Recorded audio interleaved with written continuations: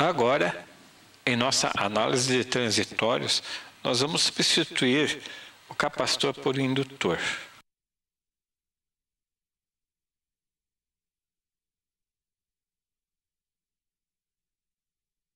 Então, agora o estímulo está sendo colocado no indutor. Então, atenção, estou aplicando o indutor. O indutor, ele se opõe à variação de corrente. No momento em que eu coloco o sinal positivo, a corrente passa a subir. E no momento que inverte a polaridade, a corrente vai descer. E assim sucessivamente. Então, isso já havíamos visto anteriormente, em que a corrente ela se opõe à variação. Então, houve a mudança de polaridade, a corrente vai tentar acompanhar essa mudança até a próxima mudança. Se esse tempo for muito longo, a corrente tende a subir e assumir valores muito altos. Então, eu devo fazer a mudança antes que aconteça esse momento. Vamos ao circuito. O circuito é este aqui, somente o indutor. O nosso amperímetro, o nosso osciloscópio ligado, o resistor por enquanto está desligado, ele está fora do meu circuito e assim nós temos o nosso circuito com indutor.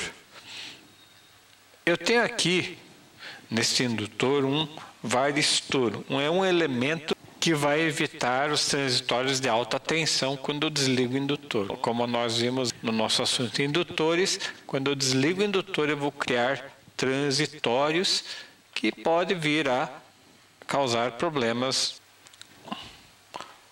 Olhando aqui o nosso indutor, no momento que eu ligo e desligo, eu vejo a ocorrência de transitórios.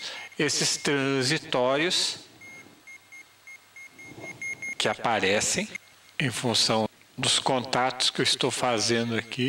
No momento que eu faço os contatos, me aparecem os pequenos transitórios. Então vamos olhar aqui. Então aparecem esses transitórios.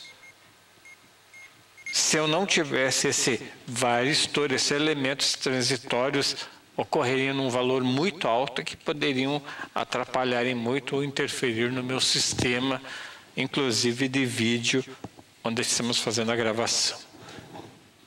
Esse elemento conhecido como varistor tem a finalidade de absorver os picos que ocorrem na hora que eu desligo. Então aqui está o nosso varistor e ele está absorvendo um excesso de picos que podem vir a causar algum dano por excesso de tensão ou interferência, como acontecia no nosso equipamento de vídeo na hora de gravar também este episódio.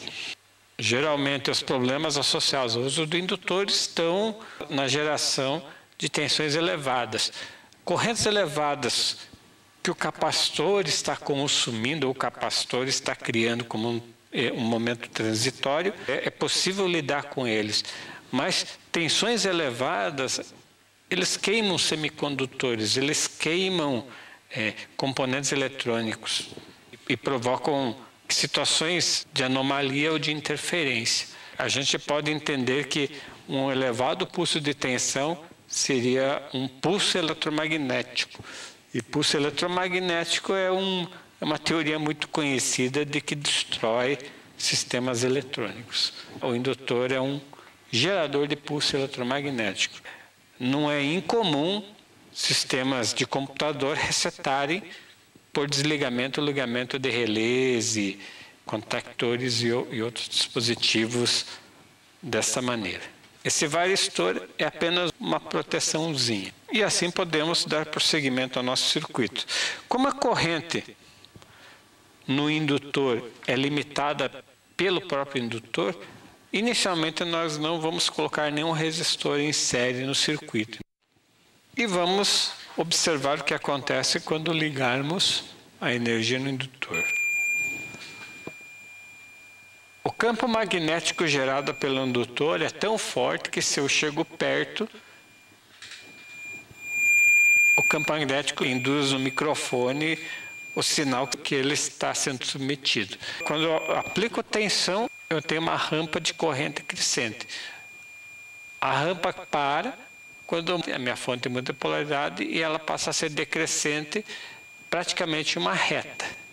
Então esse é o nosso comportamento indutor que nós já anteriormente havíamos visto. Então não há muito segredo nisso.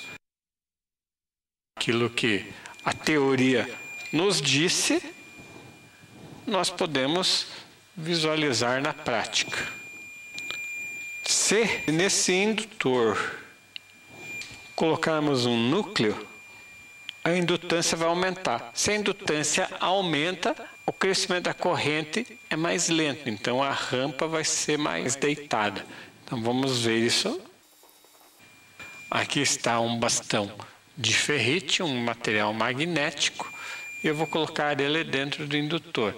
Vou alterar a indutância do mesmo, e essa alteração de indutância, ou aumento da indutância, faz com que a minha corrente diminua de rampa. Então esse é o efeito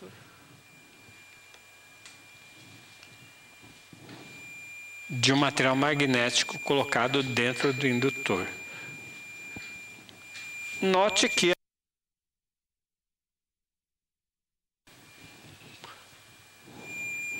nós temos uma rampa que apenas diminui, mas continua reta. Se eu colocar um outro núcleo, uma chave de fenda, também vou ter um efeito. Só que ela traça já uma curva, já tem uma leve curva e não uma reta. Então vamos comparar. Quando eu coloco esse núcleo de ferrite é quase uma reta. Quando eu coloco a minha chave de fenda, ela vira quase uma curva. Por que isso? A chave de metal ela vai gerar correntes que a gente chama correntes de Foucault internas nele, ou seja, ele vai começar a esquentar absorvendo a energia do indutor. Essa absorção de energia pode ser constatada pela curvatura dessa rampa. Então esse é um assunto também que será explorado mais tarde, mas é um fato observável nesse momento. Então aqui o nosso bastão de ferrite que não tem esse problema de correntes de Foucault. Este é um outro indutor. Eu posso verificar ali o comportamento. Vou aumentar um pouco a frequência.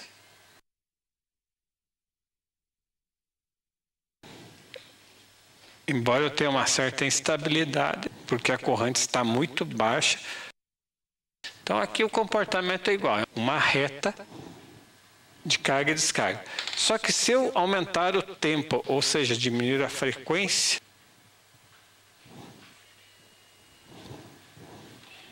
o que começa a acontecer? Então, se a frequência está alta, eu tenho quase uma reta. Então, se eu abaixo a frequência, começa a acontecer um detalhe muito curioso. O que devia ser uma rampa tem um crescimento muito súbito aqui. O que na verdade está acontecendo? Enquanto eu tenho a rampa, enquanto a minha rampa está existindo,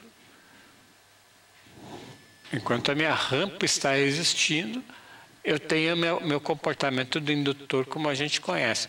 Quando essa rampa começou a modificar, eu posso verificar que essa corrente está subindo, está aumentando além do normal. Isso quer dizer que nesse núcleo magnético, então esse núcleo magnético do indutor começou a se saturar, ou seja, não tenho mais linhas de campo possíveis no núcleo, portanto a minha indutância está sendo cancelada, porque o núcleo saturou, como a indutância está baixando, devido à saturação do núcleo, a minha corrente está aumentando. Então eu posso dizer aqui que eu cheguei ao ponto de saturação do núcleo. Ou seja, esse indutor é usável antes da saturação. Quando o núcleo começou a saturar, eu estou perdendo o efeito da indutância. Então não posso usar o indutor além desse limite, porque senão a corrente sobe como se fosse a resistência do fio. Então veja que a corrente assume valores muito altos aqui. Então vamos ver aqui, abaixar um pouco a escala. Se eu abaixar muito mais a frequência, a corrente assume valores elevadíssimos.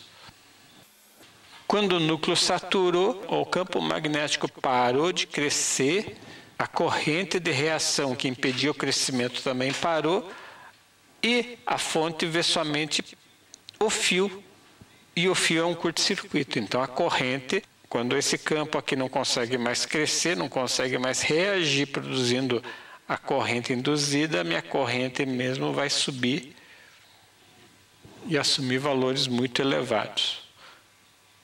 Isso acontece também em fonte chaveada. Em fonte chaveada, se o núcleo saturar, ou seja, chegar no seu limite, a corrente sobe muito e queima o transistor de chaveamento.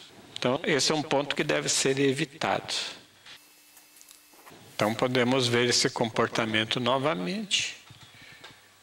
Então, para que isso não aconteça, eu tenho que deixar o tempo menor, para que antes que comece a acontecer o efeito de saturação, já mude de estado. Então, como vimos, o indutor ele freia a corrente, ele forma uma rampa de corrente frente a variações. Só que o grande problema do indutor é quando eu desligo momentaneamente. Ele gera picos de tensão muito altos e eu tenho que colocar uma espécie de proteção. O capacitor, por outro lado, ele gera correntes muito altas. Então, na hora que ocorre uma transição, eu tenho correntes muito autogeradas e isso pode causar problemas na fonte, no meu gerador. Então, eu tenho que, na prática, colocar alguma coisa, um resistor, alguma coisa que limite isso. Então, o grande problema do capacitor, durante sua carga, é que ele gera correntes muito altas. E assim temos o comportamento desses componentes, capacitor e indutor, frente a situações transitórias, ou seja, de mudança elétrica. Num próximo momento, veremos o comportamento desses mesmos elementos em corrente alternada.